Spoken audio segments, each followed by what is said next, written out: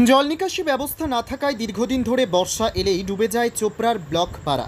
একেবারে চোপড়া সমষ্টি উন্নয়ন আধিকারিক দপ্তরের পাশেই এই ব্লক পাড়া। এমনকি চোপড়া ব্লক তৃণমূল কংগ্রেসের দলীয় কার্যালয় ডুবে রয়েছে, ঘরের মধ্যে ঢুকে রয়েছে হাঁটু অব্দি জল। স্কুল পড়ুয়া থেকে শুরু করে গবাদি পশু নিয়ে 2 মাস ধরে নাজেহাল পরিস্থিতি তৈরি হয় এই সদর চোপড়ার ব্লক পাড়ায়।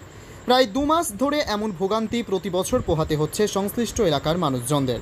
এ বিষয়ে ক্যামেরার সামনে চোপড়া গ্রাম পঞ্চায়েতের প্রধান জিয়ারুল রহমান কিছু না বললেও পরিষ্কারভাবে তিনি জানিয়ে দেন, যেখানে জল জমে রয়েছে এটি সম্পূর্ণ একটি আর্মি ল্যান্ড, যার জন্যই এখানে কোনো রকম কাজ করা সম্ভব হচ্ছে না।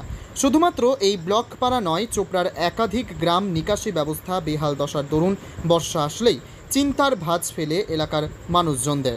একেবারে সদর চোপড়ায় নিকাশি ব্যবস্থার করুণ দশার কারণে এমন পরিস্থিতি কবে মিটবে সেদিকেই তাকিয়ে মধ্য চোপড়াবাসী।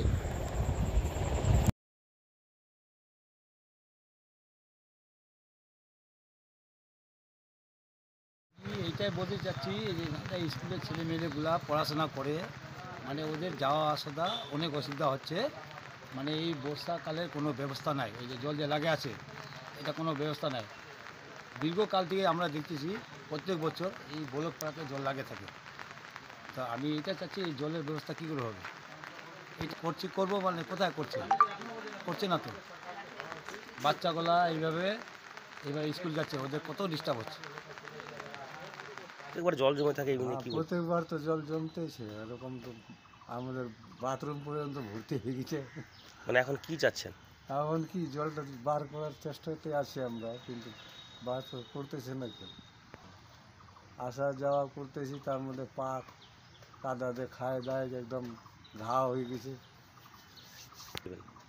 আমাদের তো আর কি করবো, ছাতি যাদের আছে ওরা যাচ্ছে, যার ছাতি নেই যেতে পারতেছে না। এত কষ্ট, এখন কি করবো। সকালে উঠে দেখতেছি বৃষ্টি, আর করার তো কিছুই নাই।